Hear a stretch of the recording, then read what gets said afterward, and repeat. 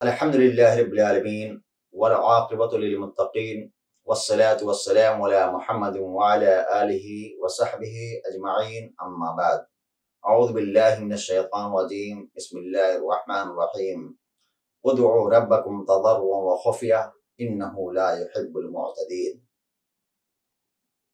محترم ناظرین، غیر اللہ سے دعا و فریاد کرنا یہ شرک اکبر ہے۔ اہل علم نے شرک کی دو قسمیں بتلائی ہیں، شرک اکبر یعنی بڑا شرک، شرک اصغر چھوٹا شرک۔ شرک اکبر یہ ہے کہ اللہ تعالیٰ کی ربوبیت، اس کی الوہیت اور اسماء صفات میں کسی اور کو، خواہ وہ زندہ ہو یا مردہ ہو، جاندار ہو یا بے جان ہو، کسی اور کو اللہ کا شریک اور ہمسر بنانا، یہ کیا ہے؟ شرک اکبر کہلاتا ہے۔ شرک اکبر کا نقصان یہ ہے کہ اس کا مرتکب دائرہ اسلام سے خارج ہو جاتا ہے اور ہمیشہ ہمیشہ کے لیے کیا ہے؟ جہنم کا حقدار بن جاتا ہے۔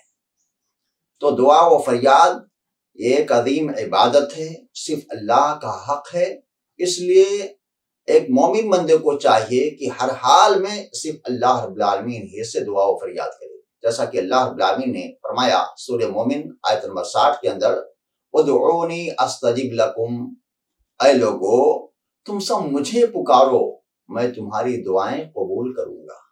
اسی طرح سے اللہ نے فرمایا سورہ آراف آیت نمبر، اسی طرح سے اللہ تعالیٰ نے سورہ آراف آیت نمبر 55 میں فرمایا، ادعوا ربکم تضرعا وخفیہ انہ لا يحب المعتدین، اے لوگو تم سب اپنے رب کو پکارو عاجزی اور انکساری کے ساتھ اور خاموشی کے ساتھ، بہت زیادہ بلند آواز میں چیخ و پکار کرنے کی ضرورت نہیں ہے، کیونکہ اللہ رب العالمین سینے کے راز کو جانتا ہے، انسان دل و دماغ میں کیا سوچ رہا ہے اس کی بھی خبر رکھتا ہے، تو بہت زیادہ بلند آواز میں پکارنے کی ضرورت نہیں ہے۔ انہ لا يحب المعتدین، بے شک اللہ رب العالمین حد سے تجاوز کرنے والوں کو پسند نہیں کرتا ہے۔ اسی طرح سے اللہ نے سورہ آراف آیت نمبر 56 میں فرمایا، ادعوہ خوفا وطمعا ان رحمت اللہ قریب من المحسنین، اے لوگو تم سب صرف اسی اللہ کو پکارو، اللہ سے خوف کھاتے ہوئے، اس سے امیدیں وابستہ رکھتے ہوئے، بے شک اللہ رب العالمین کی رحمت مومنوں کے قریب ہوتی ہے۔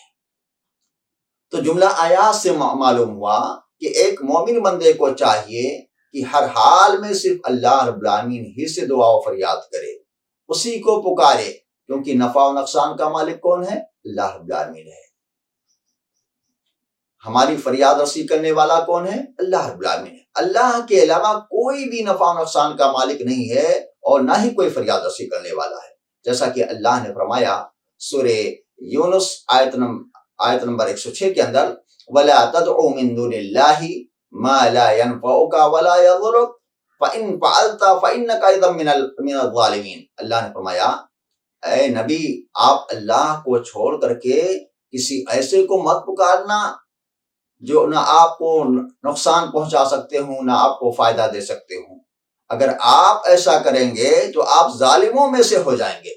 آگے اللہ نے فرمایا وَإِن يَمْسَسْكَ اللَّهُ بِضُرٍّ فَلَا كَاشِفَ لَهُ إِلَّا هُوَ، اگر اللہ آپ کو کسی مصیبت میں گرفتار کرنا چاہے، کسی تکلیف میں مبتلا کرنا چاہے، تو اللہ رب العالمین کے علاوہ کوئی اسے ٹال نہیں سکتا ہے، اس مصیبت کو دور نہیں کر سکتا ہے۔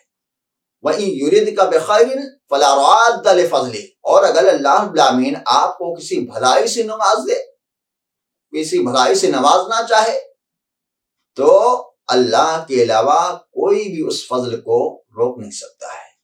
يُصِيبُ بِهِ مَن يَشَاءُ عَلَىٰ بِعِبَادِهِ، اللہ رب العالمین اپنے بندوں میں سے جس پر چاہتا ہے اپنے فضل کو نچھاور کرتا ہے۔ وَهُوَ الْغَفُورُ الرَّحِيمُ، اور وہ اللہ نہایت ہی بخشنے والا، رحم کرنے والا ہے۔ ذرا غور کریں اس آیت کریمہ میں، جب اللہ تعالیٰ نے ایک نبی سے یہ کہہ دیا اے نبی اللہ کے چھوڑ کر کے کسی ایسے کو پکارو گے، اللہ کو چھوڑ کر کے کسی ایسے سے دعا پر یاد کرو گے جو نہ کسی نفع و نقصان کا مالک ہے، تو آپ ایسی صورت میں ظالموں میں سے ہو جائیں گے۔ تو ہمیں اور آپ کو چاہیے کہ ہم بھی اس سلسلے میں غور و فکر کریں، کبھی بھی اللہ رب العالمین کو چھوڑ کر کے کسی اور سے دعا پر یاد نہ کریں، کیونکہ دعا و فریاد صرف ایک عظیم عبادت ہے جو صرف اللہ رب العالمین کا حق ہے. اس لیے مومن بندے کو چاہیے کہ ہر حال میں صرف اللہ رب العالمین سے دعا و فریاد کرے. میرے بھائیو، یہ غور کرنے کی بات ہے کہ جب ایک نبی اپنے لیے کسی نفع و نقصان کا مالک نہیں ہو سکتا ہے، اپنے آپ کو کوئی فائدہ نہیں پہنچا سکتا ہے، تو ایک عام پیر فقیر آستانے والے کیسے دوسرے کے لیے نفع و نقصان کے مالک ہو سکتے ہیں؟ جیسا کہ اللہ نے فرمایا قرآن مجید کے اندر، قُل لَا أَمْلِكُ لِنَفْسِي نَفْعًا وَلَا ضَرًّا. اے نبی، آپ لوگوں سے کہہ دیجئے کہ میں اپنے نفس کے لیے بھی کسی نفع و نقصان کا مالک نہیں ہوں. میں اپنے نفس کے لیے بھی کسی نفع و نقصان کا مالک نہیں ہوں. بڑی غور و فکر کی چیز ہے. انسان اللہ کی آیات میں غور و فکر کرے، یقیناً اس کے لیے راستے کھلیں گے. میرے بھائیوں، بڑے افسوس کی بات ہے کہ اللہ کو چھوڑ کر کے ہمارے بہت سے مسلمان بھائی جو اپنے آپ کو مسلمان کہتے ہیں، اللہ کو چھوڑ کر کے جاتے ہیں کسی آستانے پر، کسی مزار کے اوپر، ان سے دعائیں و فریاد کرتے ہیں.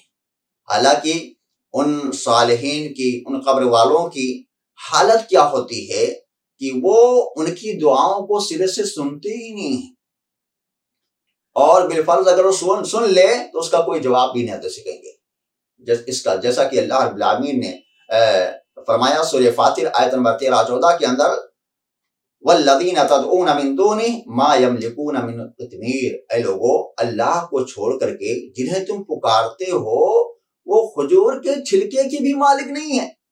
ان کی حیثیت یہ ہے کہ وہ کھجور کے چھلکے کی بھی مالک نہیں ہیں.